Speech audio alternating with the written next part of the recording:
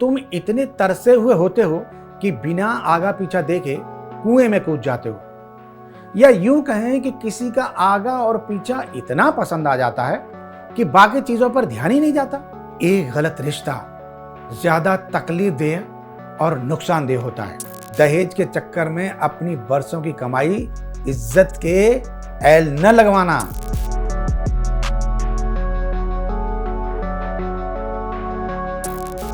यार बड़ा अजीब दौर चल रहा है इन दिनों। पत्नियां पतियों को काट के ड्रम में पैक कर दे रही हैं। कहीं शादी के कुछ दिन बाद आशिक संग मिलकर मर्डर कर दे रही हैं। तो कुछ पति मेंटल ट्रॉमा से तंग आकर खुद ही जान दे रहे हैं। कहीं कहीं तो नियम कानून के प्रेशर की वजह से आदमी सुसाइड कर रहा है। अरे आखिर समाज को हो क्या गया है, आज मैं बताता हूं।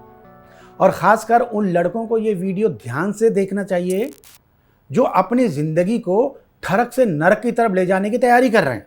ये वीडियो उन 25 से 35 साल वाले लोंडों के लिए है जिनकी जवानी शादी के लिए बहुत उफान मार रही है। और ये देखना उनके माँ बापों के लिए भी जरूरी है जो अपने लड़के पर जबरदस्ती शादी का प्रेशर डाल रहे हैं।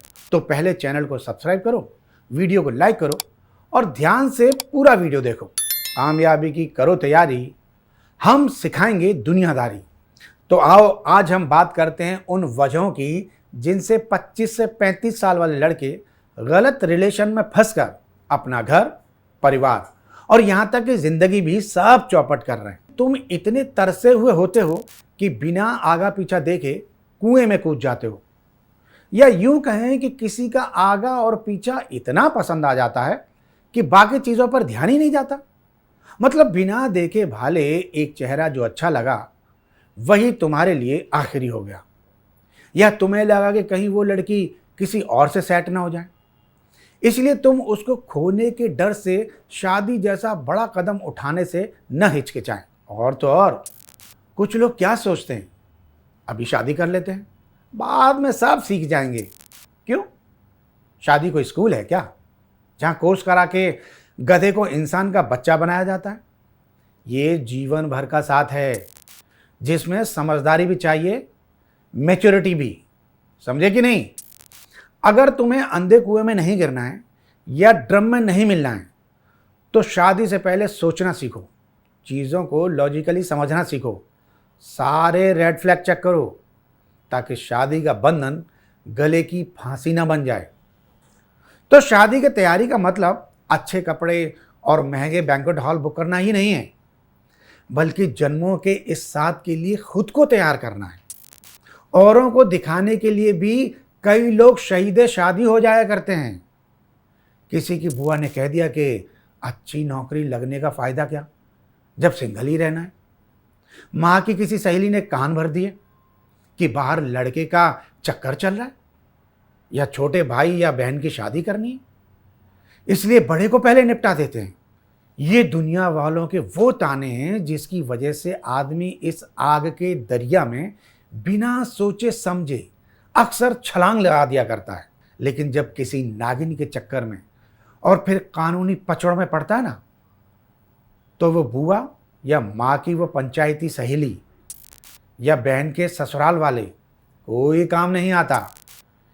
फिर लगते हैं थाने के चक्कर पे चक्कर और कोर्ट की तारीख पे तारीख। तो भाई अगर तुम्हें भी लोग ऐसे प्रेशर में ले रहे हैं तो कभी भी दिखावे में मत आना, अपनी अकल लगाना। चाहे लोग तुम्हें बदतमीज कहें या बदमिजाज, पतली गली से निकल लेना बे, क्योंकि बाद में रोज रोज के जलील होने से अच्छा है एक बार पहले किसी के ताने सुन लेना। पीयर प्रेशर, जिनकी अंग्रेजी अच्छी नहीं है उनको बताता हूं कि पीयर प्रेशर क्या भला है। तुम देखते होंगे कि कई बार आसपास के हम उम्र लड़कों की शादी होने लगती है, धड़ाधड़ विकेट गिरने लगते हैं, बार बार इनविटेशन कार्ड आते हैं, फिर हम बारातों का खाना खाते हैं, डीजे पर नाचते हैं, तो ऐसा लगने लगता है कि साला दुनिया आगे निकली जा रही है, हम पीछे ही रह गए हैं। मेरे सारे दोस्त देश के पहले से ही बढ़ी हुई जनसंख्या में अपना कंट्रीब्यूशन दे रहे हैं और हम अपनी रातें तकिया के सहारे काटने को मजबूर हैं। तो अब 3 चीज़ें मिल गई। पहला ये कि तरसे हुए तुम थे ही, दूसरा माँ बाप का प्रेशर, और अब दोस्तों की तरफ से लगा फोमो यानी फियर ऑफ मिसिंग आउट का ये रोग। अरे भैया, शादी कोई अमेज़न का डिस्काउंट नहीं है जो तुम पीछे रह जाओगे तो चूक जाओगे। शादी कोई ट्रेंड भी नहीं है जो सबको फॉलो करना है। हर किसी का एक अलग समय होता है। जब तक कोई ढंग की लड़की न मिले, अकेले रहो और मौज करो, क्योंकि एक गलत रिश्ता ज़्यादा तकलीफदेह और नुकसानदेह होता है। कई लोग इस लेवल के नासमझ होते हैं कि उन्हें यही लगता रहता है कि उनकी उम्र निकल रही है और बुढ़ापे में हमसे कौन शादी करेगा।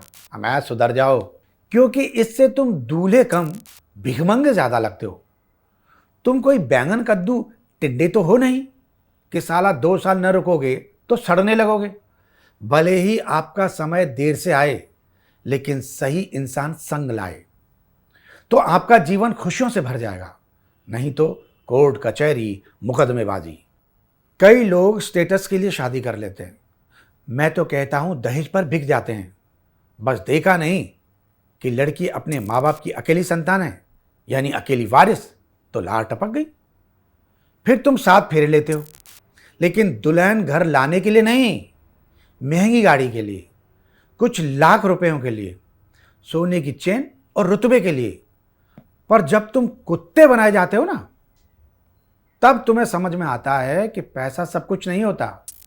तो ये बात मैं सब लालची लौंडों और उनके माँ बाप को कह रहा हूं कि दहेज के चक्कर में अपनी बरसों की कमाई, इज्जत के एल न लगवाना। इसके अलावा भी छोटी छोटी और बातें हैं जिनसे सारा पुरुष समाज डरा हुआ है, जैसे रिश्ते बनाने वाले दलाल, जैसे मोहल्ले की कुछ आंटियां, कुछ रिश्तेदार, या फिर मैच मेकिंग साइट्स। लेकिन ये याद रखना, ये ज़रूरी नहीं कि जो उनकी नज़र में अच्छा हो वो तुम्हारे लिए भी सही हो। इसलिए पूरा जांचो, परखो, फिर आगे बढ़ो। Social media, internet, call records जैसी दसियों चीज़ें हैं जो किसी के बारे में भी पूरी जानकारी दे देती हैं। पर उसके बावजूद अगर शादी करने के बाद तुम कहते हो कि तुम्हें लड़की के बारे में कुछ पता नहीं चला, तो तुम बने ही जलील होने के लिए हो। तुम्हें कोई ताकत नहीं बचा सकती। तो ये था हमारा ज्ञान। जय भारत, जय श्री राम।